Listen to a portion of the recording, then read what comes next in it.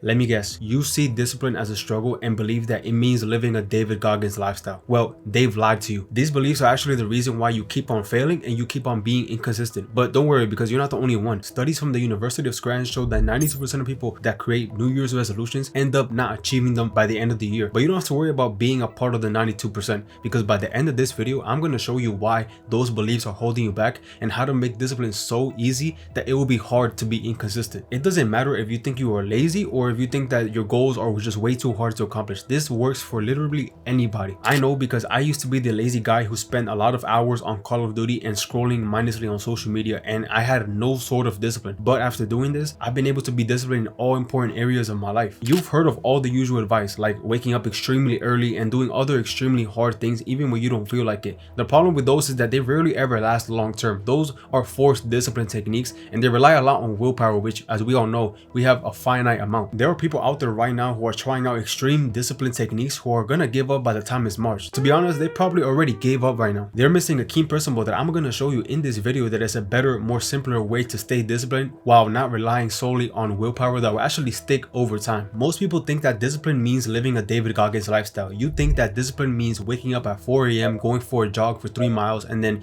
freezing your balls off with a cold plunge. You try to do it but fail to be consistent in the long term, and then believe that you're not disciplined enough or that you're just not built like those other guys on social media. Now, to be clear, you can do those things with discipline. I'm not saying that only people like David Goggins or even Jocko Willink can do those things and that you can't because you're just not built like them, but there's a better way to do it that will help you be consistent with it, which I'm going to get to in a moment. This is not discipline entirely, but it's a form of discipline. So many gurus try to preach that you need to wake up extremely early and have like 10 other rituals in your morning in order to be disciplined, but that is not the case. A person who can wake up at 10 a.m. and still be disciplined. Alex Hormozi doesn't wake up at 4 a.m, run 3 or 6 miles, and then do 10 other rituals in the morning, yet he has made over $100 million while being in his early 30s, and on top of that, he is jacked as fuck. Floyd Mayweather didn't wake up early to train. He was known for being one of those boxers who had an unconventional type of discipline. He would wake up late actually and then train later in the day. He would do late night gym sessions and late night jogs at like 1 a.m. But this didn't make him any less disciplined, because he is now known as one of the best boxers to ever live, and he is the first boxer to ever make over $1 billion in career earnings. There are many examples of people out there like Alex or like Floyd who didn't follow the conventional advice of discipline, yet they still accomplished their goals. They show that discipline is not only proven by habits but by results. They prove that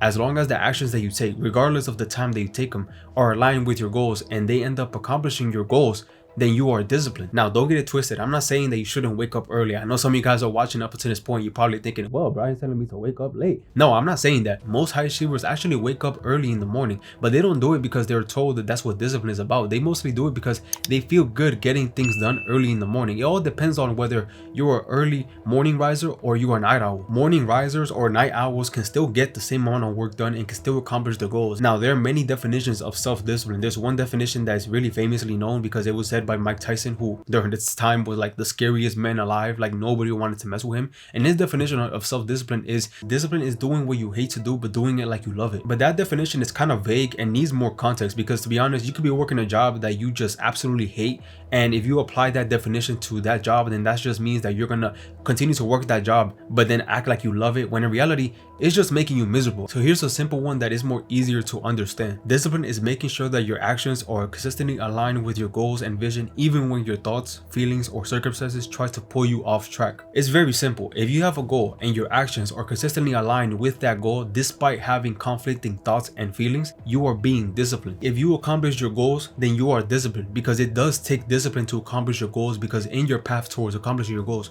you're gonna have conflicting thoughts and feelings, and if you listen to those conflicting thoughts and feelings all the time, then you would have never achieved your goal in the first place. The reason why you fail to be disciplined is because you go at it the wrong way. But don't worry, because a lot of people try to do it this way too. I actually try to do it this way as well in the past, but every single time I tried it this way, I always failed. The wrong way is focusing on outcomes instead of identity. Going about it this way fails because outcomes take time to get, and you're going to be relying a lot on willpower when you don't focus on building identity. And as we all know, willpower is finite and it will give up on you, especially when you're tired or you're busy, which is basically 99% of people. This all makes it more likely that you're gonna fail to be disciplined. But if you build identity, you'll become someone who is likely to achieve that goal. You won't rely on willpower alone anymore. Once you align your identity with the type of person who achieves that goal, your actions will naturally align with that goal. In this case, you won't need to force discipline because it will just be who you are. If you have a goal of losing weight, let's say losing 30 pounds, and you only focus on outcomes, you're gonna look for quick fixes. You might eat a little to the point where it's not even healthy. You might consider getting surgery, or you might even consider taking a pill to help you lose weight. This all could work,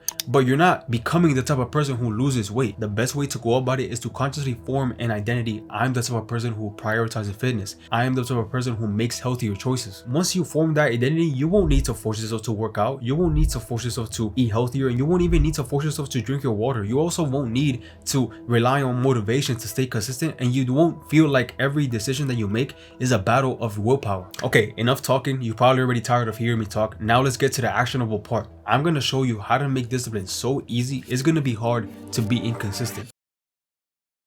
Now, this first step that I'm about to go over is a really important step. And if you skip this, it's only a matter of time until you break your discipline. Imagine this scenario. There's a wooden plank lying flat on the ground and you're offered $20 to walk across it. You'd most likely do it without a second thought. Why not? It's easy and there's no real risk involved anyways. Now picture that same wooden plank, only this time it's stretched between two skyscrapers hundreds of feet in the air. Would you cross it for $20 now? Of course not. The stakes are way too high and the risk far outweighs the reward. But now imagine this. Your child, someone you love a lot, gets trapped on the other side of the plank in a burning building. The only way to save your child is to cross. Now, the fear, the risk, and even the danger doesn't matter anymore. You'd cross that plank without hesitation because the why, saving your child, is so powerful it overrides every other consideration. The main point of that scenario is that you need a strong why.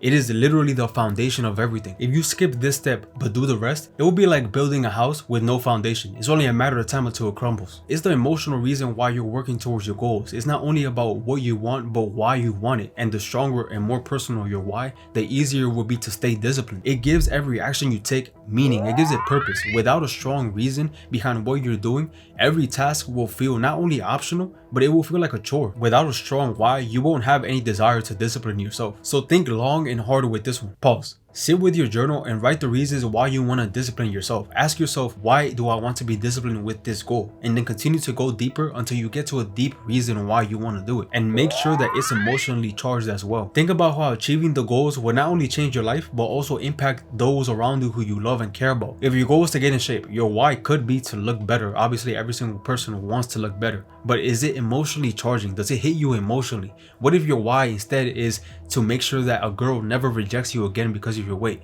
That why is much more stronger. So go deep with this and get to the root reason why you want to discipline yourself, because without it, you're going to find reasons not to be disciplined. And without it, the voice inside your head telling you to not work out, to not focus, to not learn the skills, to not go for that run is going to win you over. This next step is what people ignore, but it's also really important. It's what makes discipline seem easy. Once you get this step down, people are going to ask you how you are so disciplined and so consistent with what you're doing. I know because I have had people ask me that same question. My aunt, other relatives, and other people have asked me how I'm able to be so disciplined with my workouts and with my eating. They'll be drinking a soda and I'll be drinking my water. They'll be skipping their workout and I'll be getting my workout done. And the answer is pretty simple. It's who I am. I don't have to force it because I have already built an identity of being a fit, healthy person. Your identity shapes your actions, and when you build a sense of self around the type of person that you want to become, your actions will naturally align with that identity. At that point, instead of forcing discipline, it will just become second nature to you. Think of it this way. If you see yourself as a healthy, fit person, eating junk food or skipping a workout will feel weird to you. With that identity, you won't have to battle with yourself constantly about whether you're going to work out or whether you're going to eat clean, because naturally, since you build that identity, your actions are going to follow. But if you only rely on willpower and never form an identity,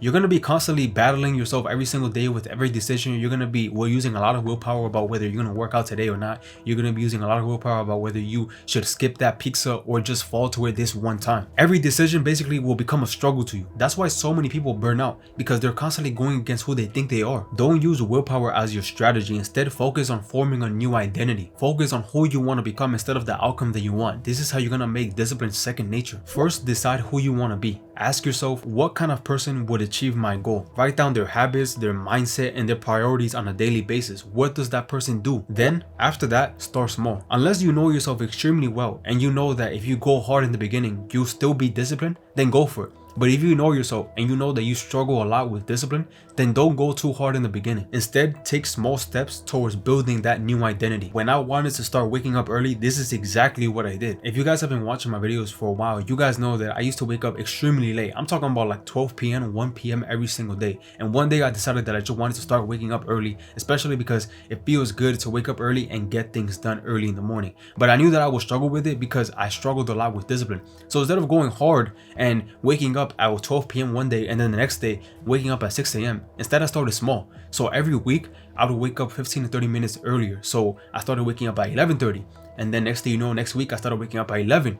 And then the next week after that, I started waking up at 10:30 a.m. I did this every week until I got to my desired wake up time, which was 6:30 a.m. Now I don't struggle with waking up early in the morning. I am a morning riser. That's the identity that I formed. Once you form an identity, then you could go hard. Let's say you started running half a mile for 3 to 5 times a week and eventually formed the identity that you are a runner. Once you already formed that identity, you can go and run for 6 miles and won't need to struggle with it because you already formed the identity that you are a runner. That's what runners do. The final thing that you need to do is to make identity-based decisions. Whenever you find yourself procrastinating, ask yourself, what would the type of person that I want to become do in this situation? Let's say you're procrastinating on working out and eating healthy. The answer would be the type of person that I want to become would go to the gym. The type of person that I want to become would eat chicken and broccoli instead of chicken wings with french fries. Doing all of this forms the identity that is aligned with your goals. And once you do this, discipline will feel easy because it will be who you are. It will become second nature. Now, this tip that I'm about to give you can make... Wait, hold up, pause. This next tip can make discipline so much more easier, but most people don't use it. When it comes to discipline, we want to use willpower the least amount possible. We all know that willpower runs out, especially when you're facing resistance. The key is to set up cues in your daily routine. A cue is basically something that triggers you to take an action automatically. So first, pick the action that you want to take, whether that's reading or that's working out, whatever it may be for you. It is only unique to you, so only you know what the action is. Then create the cue. Attach the action to something you already do on a daily basis. You could read a book before you go to bed. Or the cue could be that you could have your clothes ready so that when you wake up the next day, you automatically put them on the moment you get off your bed. Once you get off your bed, that's the cue. Okay, I gotta put on my workout clothes and go and work out. The final thing you need to do is to remove resistance. If you want to work out, leave your clothes that you work out with out so you can see them. Don't have it all stuck in your closet where you have to spend hours looking for them. Make it easier to act. If you don't want to go to the gym, work out at home then. Make it easier to act. Remove resistance. By using cues and removing resistance, you'll make discipline feel natural and you'll stop relying so much on willpower alone. Now, the final thing that you need to do is to simply reward yourself. Small wins and rewards create dopamine loops in the brain that encourages repetition. This not only makes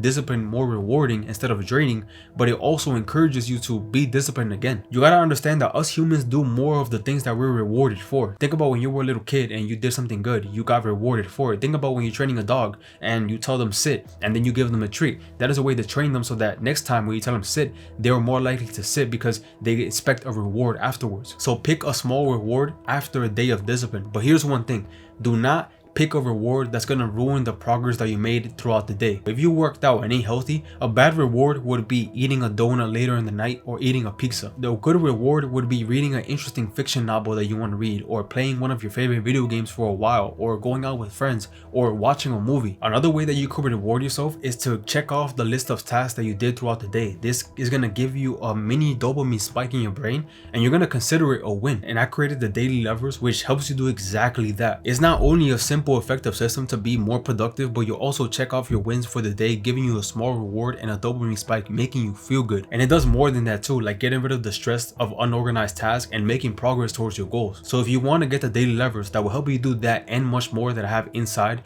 go ahead and get it down below. It's free. Doing all of this is gonna make discipline more enjoyable and less draining. If you do all of the things that I just said in this video, you're gonna make discipline so easy. It's gonna be hard to be inconsistent. I have done this in the areas in my life that I want to be disciplined in, and it has never failed me. Ever. Now, aside from discipline, you also need to know how to stay focused. Without focus, you'll do things with no effectiveness. You'll stay busy, but you won't be productive. You'll do a lot of things, but you won't be making any progress. That's why I made this video right here, where I go deep on how to build focus and how you can get more work done in 4 hours than others do in 1 week. If you want to improve your focus, check out that video. But anyways, that's all I gotta say. I'm out.